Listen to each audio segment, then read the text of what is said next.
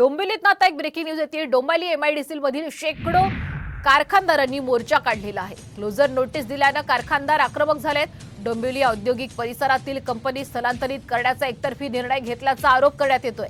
प्रदूषण नियंत्रण मंडळातर्फे हा निर्णय घेण्यात आल्यामुळे निषेधही नोंदवला जातोय। सध्या आपण डोंबिवलीतली ही महत्त्वाची दृश्य पाहतोय। डोंबिवलीमध्ये अमुदान या कंपनीमध्ये स्फोट झाल्यानंतर अंबरनाथ या भागामध्ये काही कंपन्यांना हलवण्याचा निर्णय घेण्यात आला होता आणि या अनुषंगाने डोंबिवली एमआयडीसी मधील शेकडो कारखानदारांनी आता हा मोर्चा काढलेला आहे। क्लोजर नोटीस दिल्यानं कारखानदार सध्या आक्रमक झालेले आहेत। डोंबिवली औद्योगिक परिसरातील कंपनी स्थलांतरित करण्याचा एकतर्फी निर्णय घेतल्याचा आरोप यावेळी या कारखानदारांनी केलेला आहे।